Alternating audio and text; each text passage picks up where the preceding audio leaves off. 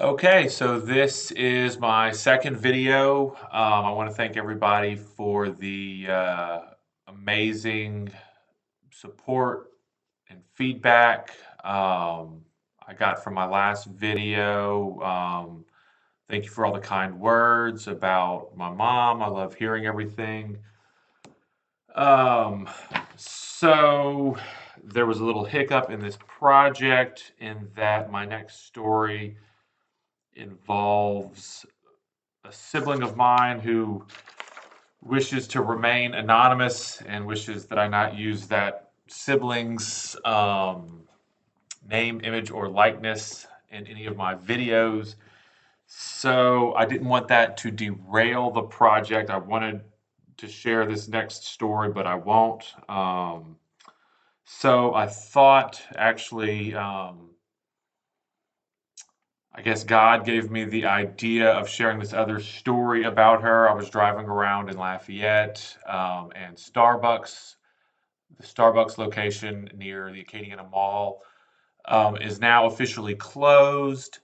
That was my mom's go-to Starbucks. My mom loved coffee. She loved Starbucks. She actually worked as a barista at CC's. When we were in college, I guess you could say, when the kids were, I guess, it was before she started working the night shifts. So I guess our post-college years, 2010, no, 2007 or 8, doesn't really matter. I don't think. Maybe I was still in high school. Um, yes, actually, this was early 2000s, actually. I was still in high school and she was working at CC's. So, that story goes like this. My mom was a barista. She worked with several younger girls at the CC's on Ambassador Caffrey. Um, and there was a guy that would come in, and he was always rude, and he would regularly make some of the girls cry. My mom never said exactly what it was that he would say. All I knew was that he would come in. He was a regular. He would come in and he would act in a way that would make some of the younger girls cry, and it would hurt my mom's feelings, and it would make her angry. So one day he went in there, was acting a fool, made one of the girls cry. They went into the back, and my mom followed him out there after I guess he got his drink. I guess he was leaving the CC's, and there was like a front porch area, and I believe that's where she caught up to him. She took off her CC's hat. I think she may have still been wearing her CC's apron, but she basically, what's the best way I can describe it? In PG terms, fussed at the guy and made a big scene, I believe in front of customers. And I think she just walked out that day, or maybe she finished the day. I don't remember, but that was her last day as a barista.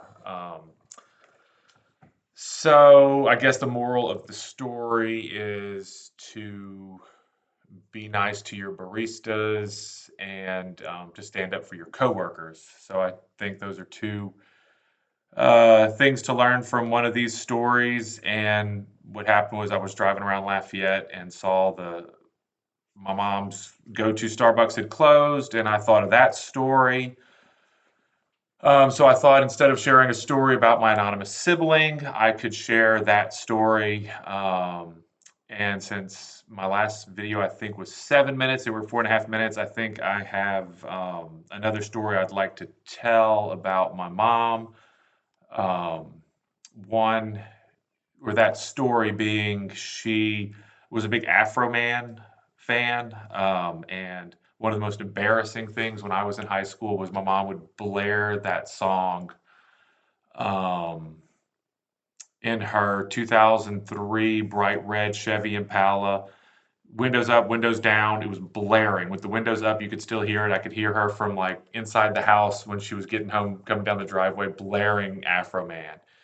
And my mom thought that was the funniest song in the world, and she just listened to it on repeat like she did listen to any song that she liked. So obviously for me, being in high school, that was extremely embarrassing, but my mom didn't care.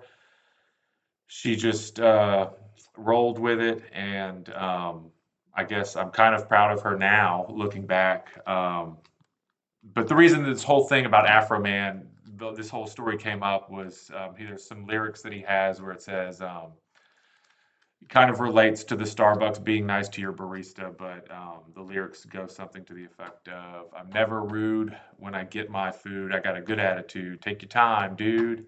So I will borrow Afroman's quote from that song and apply it to this story.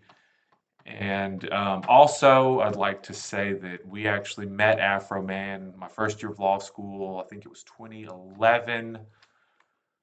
During the fall, he came and played somewhere near Lafayette, and I went with my friend John, and my mom picked us up that night, and she got to meet Afroman. So that was the other story I wanted to tell. Thank y'all so much again for all the really good feedback and all the stories y'all share. Um, so can't wait to post my next video about, let's see, that same sibling again. Well, we'll get to another story that doesn't involve that sibling. So until next time, thank you for watching.